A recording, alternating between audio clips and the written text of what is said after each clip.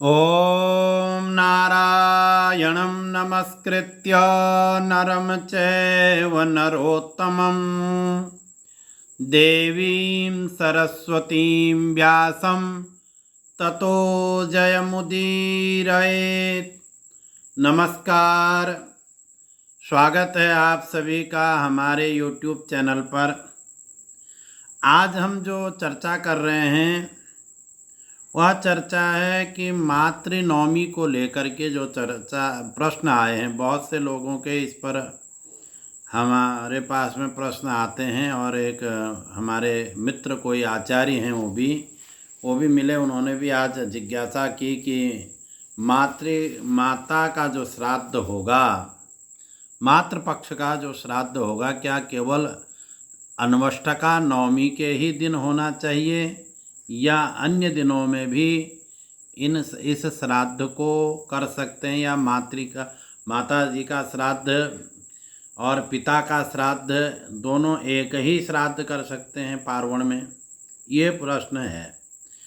प्रश्न ये है कि माता पिता का अलग अलग दोनों दिन अष्टका अन्वष्टका श्राद्ध न करके एक ही दिन, किसी भी दिन, जैसे कि उनकी मृत्यु तिथि पर किसी भी महीने की कोई भी तिथि रही हो, वो महालया में उस तिथि में जो उनकी मृत्यु की तिथि है माता जी की या पिताजी की, उस तिथि में क्या हम पिता का माता का श्राद्ध एक साथ कर सकते हैं, या माता जी का पिताजी का दोनों का अलग अलग श्राद्ध करना चाहिए?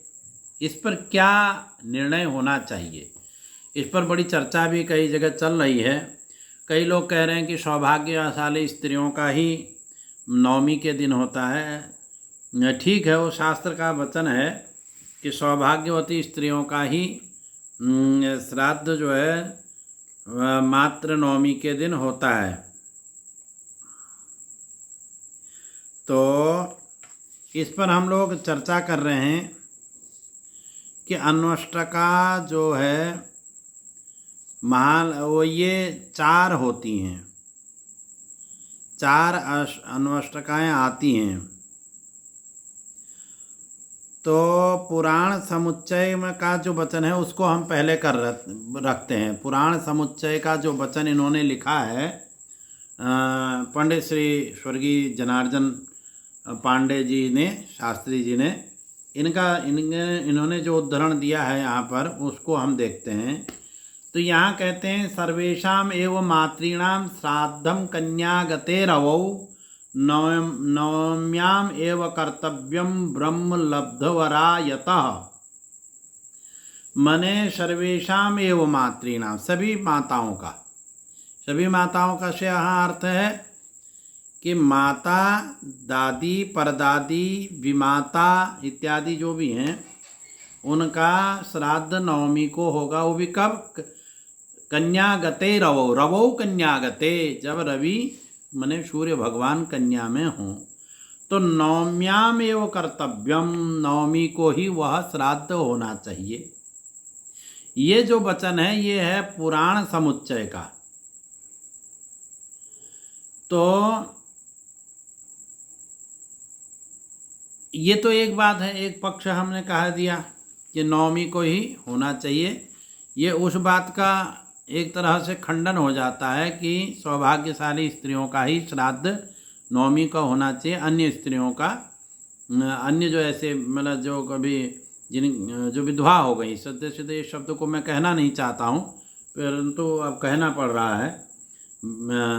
तो ऐसी स्त्रियों का श्राद्ध अन्य दिन भी हो सकता है, अन्य दिन करना चाहिए। और सधवाओं का, सौभाग्यशाली स्त्रियों का पहले कर लेना, नवमी को करना चाहिए। ये एक प्रश्न कहीं चल रहा है आजकल विद्वानों के बीच में, इस पर बड़ी चर्चा चल रही है।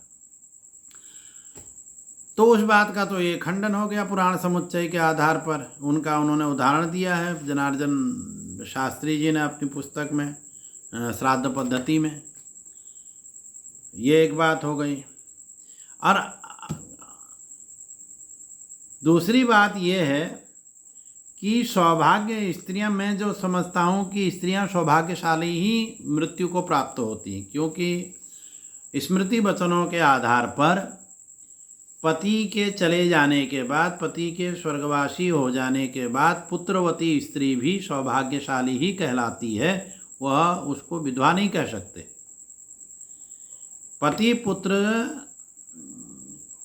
के रहते हुए जो स्त्री मृत्यु को प्राप्त होती है वो सौभाग्यशाली नहीं होती है।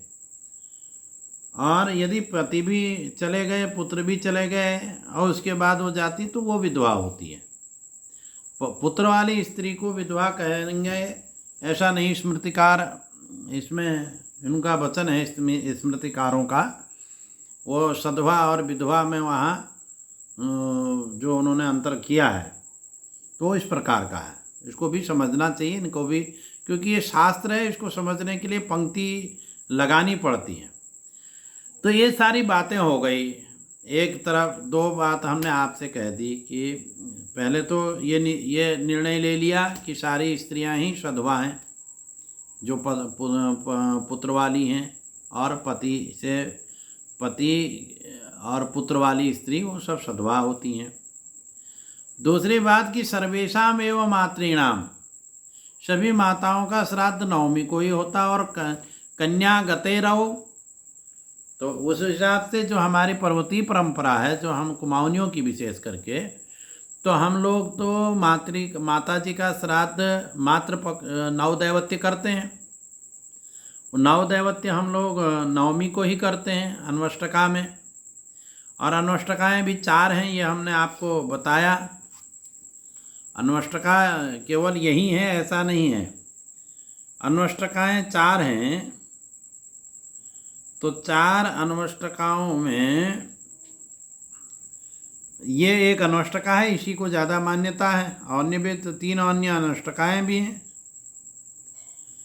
और एक वचन और है, जिस वचन से ये भी कह सकते हैं कि सभी का श्राद्ध एक साथ हो सकता है, माता का भी, मातृपक्ष का भी, पितृपक्ष का भी, और मातामह पक्ष का भी। वो कैसे? तो उसमें एक सूत्र है, इस सूत्र को समझना पड़ेगा आप थोड़ी। तो उसमें ये सूत्र लिखते हैं, ताताम्बा त्रितयम सपत्न जननी माता महादित्रयम सस्विस्त्री तनयादितात जननी स्वभ्रातरस्तस्त्रियः ताताम्बात्म भगिन्यपत्यवधयुक् जाया पिता सद्गुरुः शिष्याप्ताः पितरो महालय विधौ तीर्थे तथा तर्पणे। अब ये जो बात है, इस बात के आधार पर जो लोग कहते हैं कि नहीं, उनका माताजी का पिताजी का एक ही दिन श्राद्ध हो जाता, उनके बात की पुष्टि होती है। ये 2 पक्ष हम कह रहे हैं यहाँ पर।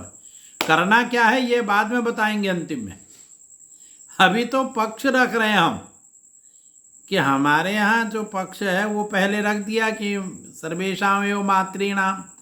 अब ये बात जो कहते हैं ताताम्बा त्रितयम, मने पिता, अब मैं गिना रहा हूँ आपको, देखिए पिता, पितामह, और इस श्लोक को सभी आचार्य जानते हैं, ऐसा नहीं मैं पहली बार कहीं से ढूंढ के लाया हूँ। श्राद्ध पद्धतियों में, तर्पण की पद्धति में और तीर्थों के श्राद्धों में यह सब जगह यह सूत्र लिखा रहता है। सभी आचार्य, हमारे विद्वान गुरुजन लोग और सभी मित्र मेरे आचार्य सभी जानते हैं इस बात को। ये कोई मैं नई बात कह रहा हूँ ऐसी बात नहीं है, और नई मेरी कोई खोज है ऐसी भी बात नहीं है, मेरी अपनी इसमें कोई खोज नहीं। ये तो पुस्तकों के आधार पर जो बात है वही हम लोग बोल रहे हैं, और निर्णय क्या ले रहे हैं तो आचार्य लोग लेंगे। तो हम बात बता रहे हैं होना क्या चाहिए, इस पर भी मैं बात बताऊंगा आखिरी में। तो कहते हैं कि ताताम्बा त्रितयम, मने पिता, पितामह, प्रपितामह,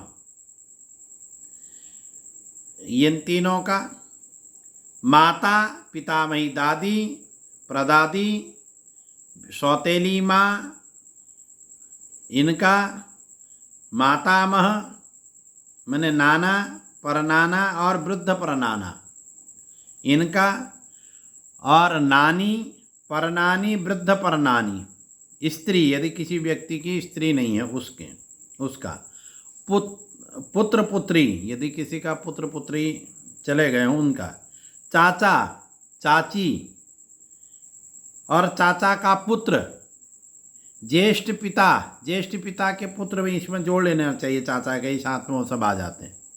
मामा मामी और मामा का पुत्र, अपना सहोदर भाई या अपना भाई, भाभी और भाई का पुत्र, फूफा और बुआ और बुआ का पुत्र, मौसा मौसी, मौसा का पुत्र, अपनी बहन बहनोई, बहन का पुत्र माने भांजा, ससुर, सास, सदगुरु, गुरुजी की पत्नी, शिष्य और संरक्षक, जिसने हमारा कभी संरक्षण किया हो ऐसे लोग, मित्र तथा सेवक, भृत्य। इनका कहाँ कहाँ एक साथ में इनका स्मरण कर सकते हैं, कहाँ कहाँ इनका एक साथ इनके लिए विधि कर सकते हैं? तो कहते हैं महालय विधो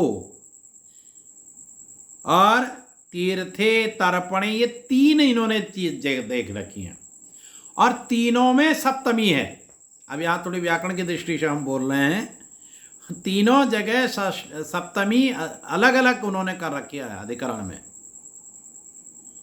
तीनों जगह सप्तमी है, तीन शब्द हैं, तीनों में सप्तमी है।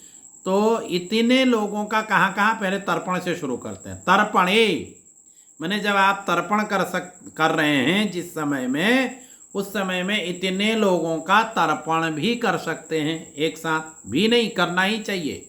भी के कोई यहाँ संभावना ही नहीं है, भीख तो है ही नहीं, माने इतनों का करना ही है। तर्पणे पहला हो गया, मैं आखिरी से शुरू कर रहा हूँ ऐसे, यद्यपि महालय विधि पहले हमने महालय को समझना है, इसको महालय की विधि को, महालय को अंतिम में समझेंगे। अब विधौ, ये जो विधि है इसको सब जगह इसका संबंध है, महालय विधो, तर्पण विधो, तीर्थ विधो, ये विधि का सबके साथ में अन्वय करना पड़ेगा। और तीनों जगह सप्तमी है अलग अलग, नहीं तो महालय में विधि महालय विधि कह करके उन्होंने उसमें सप्तमी नहीं करते, वो क्यों किया है इस पर सब बात बता रहे हैं। तो कहते हैं कि तर्पणे माने तर्पण के समय में, जिस समय आप तर्पण कर रहे हैं उस समय में इतनों का तर्पण करना है। और तीर्थे माने जब आप तीर्थ में श्राद्ध कर रहे हैं, जहाँ जहाँ जाकर के तीर्थों में श्राद्ध करते हैं वहाँ इतने लोगों का श्राद्ध करना ही चाहिए। इसलिए हम लोग जब देखते हैं प्रयागराज जी में और काशी में और गया जी में, जहाँ जहाँ लोग इतने पिंडों को बनाते हैं, कितने कितने पिंड वहाँ बनवाते हैं, वो पूछते हैं आपके परिवार में कोई, और फिर उसके बाद ये भी कह जाने अनजाने, वो बोलते हैं पंडित जी आचार्य जी, मैंने सुना है, कहते हैं जाने अनजाने ऐसे पितर कोई हैं जिनको हमारे जानकारी में नहीं है, अकाल मृत्यु को यदि प्राप्त हैं, जिनका संस्कार नहीं हो, उनके लिए भी एक पिंड वहाँ वो दोग दिलाते हैं। तो तीर्थे माने तीर्थ में भी इतने लोगों का, जितने लोगों का हमने पहले नाम ले लिया, इतने लोगों के लिए करना चाहिए, तीर्थ विधि करनी चाहिए। अब विधि शब्द जोड़ देंगे यहाँ। इसी प्रकार से अब आते हैं महालय विधो, मने महालय विधि में, मने अब ये जो महालय चल रहे हैं तो ऐसा अलग हो गया। यदि महालय केवल तर्पण के लिए ये बात कही जाती तो महालय यहाँ नहीं आना चाहिए था और उसमें सप्तमी नहीं होनी चाहिए थी फिर। और यदि महालय, यदि तीर्थ और तर्पण के लिए ही केवल कहा जाता तो फिर भी महालय नहीं आना चाहिए था, उसमें सप्तमी नहीं होनी चाहिए थी। तो महालय विधो तीर्थे तथा तर्पणे, तो महालय विधो मने महालय में भी इतने लोगों का श्राद्ध कर्म एक साथ हो सकता है, इस बात की पुष्टि यह सूत्र करता है। इस बात की यह पुष्टि हो गई कि माता का और पिता का श्राद्ध एक ही दिन किसी उनकी तिथि में आप कर सकते हैं। जैसे मान लो किसी के पिता की तिथि चतुर्थी है, या प्रतिपदा ही मान लो प्रतिपदा तिथि है, उनके किसी महीने की किसी उनकी तिथि प्रतिपदा तिथि है, और वह प्रतिपदा को ही पिता की ही तिथि में सबका इतने लोगों का श्राद्ध भी एक साथ कर सकते हैं। और इस विधि के अनुसार यदि इस सूत्र को माने तो इसके अनुसार तो वो लोग सही हैं, फिर तो ठीक ही है।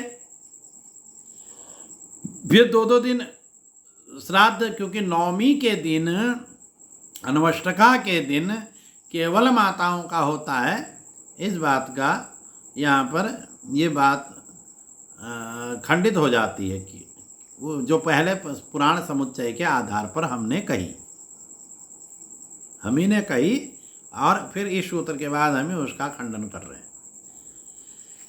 तो अब होना क्या चाहिए, अब इस बार आते हैं हमारे यहाँ की जो परंपरा है विशेष करके कुमाऊं की। तो हम लोग तो केवल पुराण समुच्चय के वचन को मानते हैं, मान रहे हैं, आज तक मानते आए हैं हमारे लोग, और कोई लोग नहीं भी मान रहे होंगे या इस सूत्र को मान रहे हों, वो भी सही है। तो हम लोग तो मानते हैं सर्वेषाम एव मातॄणाम श्राद्धम कन्या गतेरव नवम्याम एव कर्तव्यम ब्रह्म लब्ध वरायतः। मने सर्वेषाम एव मातॄणाम, सभी माताओं का श्राद्ध कन्या के नवमी में होता है। कन्या राशि में नवमी सूर्य भगवान हो तो वह नवमी के दिन वह श्राद्ध सभी माताओं का होगा। इसी को कुमाऊं के लोग मानते हैं, और इसी के आधार पर यहाँ 2 दिन लोग अलग अलग श्राद्धों को करते हैं। पिता के लिए वो जो श्राद्ध करते हैं वो षड्दैवत्य है, उसमें 6 पिंड बनते हैं। नवमी के दिन जो श्राद्ध होता है वो 9 दैवत्य है, उसमें 9 पिंड बनते हैं, उसमें 9 पिंड बनते हैं। तो इसलिए ये बात हो गई। कुमाऊं की तो परंपरा ये है कि वो दोनों दिन अष्टका अन्वष्टका या अष्टमी से पहले कभी भी षड्दैवत्य कर लेते हैं। अब जो नवमी का मामला है, नवमी का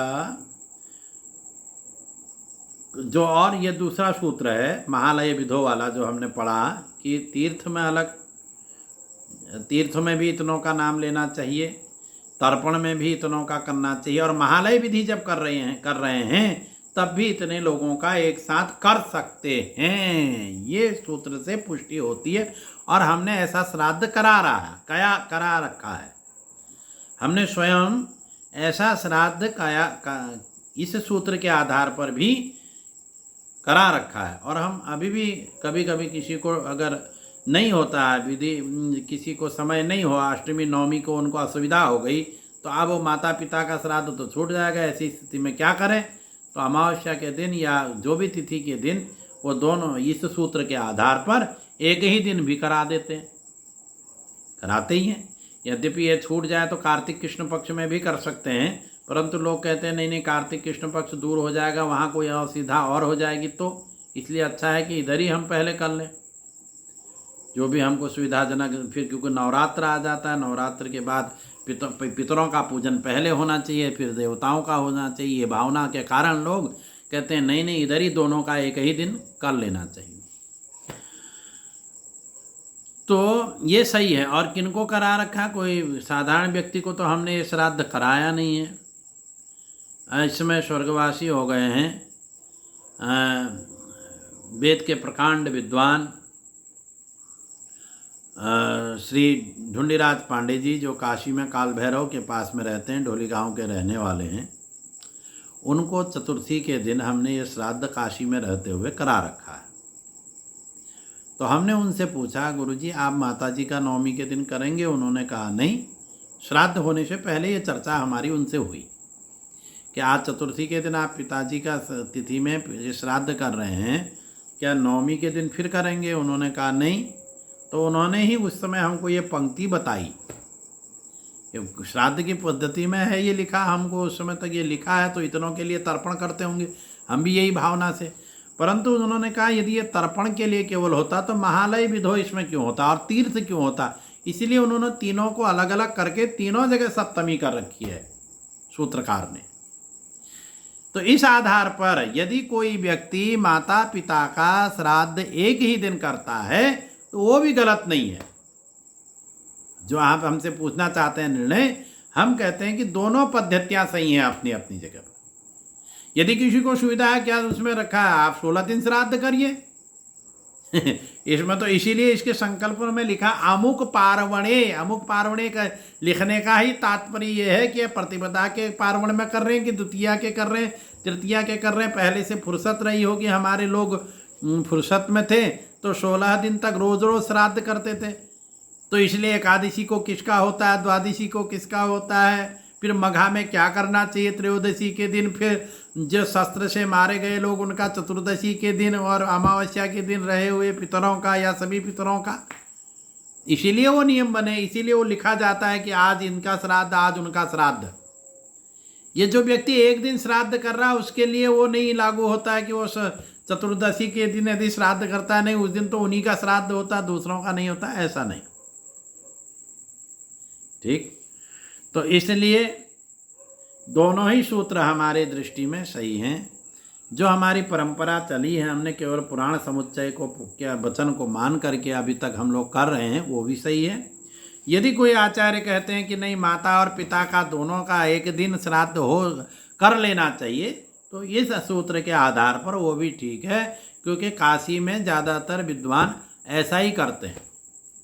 जिस पद्धति से हम लोग श्राद्ध करते थे, ये वैदिक पद्धति है हमारी, कोई ऐसी पद्धति तो है नहीं कि आई जाए। कात्यायन सूत्र के आधार पर हमारी पद्धति है और इसी सूत्र के आधार पर ज़्यादातर पद्धतियाँ चलती हैं और श्राद्ध विधि चल रही है। हमने काशी में अन्य गुरुजनों को भी देखा, हमारे पूज्य गुरुजी जिन्होंने हमको श्रीमद् भागवत पढ़ाया, पुराण विभाग में प्रोफेसर थे, डॉक्टर श्याम बापट जी, श्याम गंगाधर बापट जी, इस समय सिधार गए, उनका भी अब वार्षिक आने वाली है।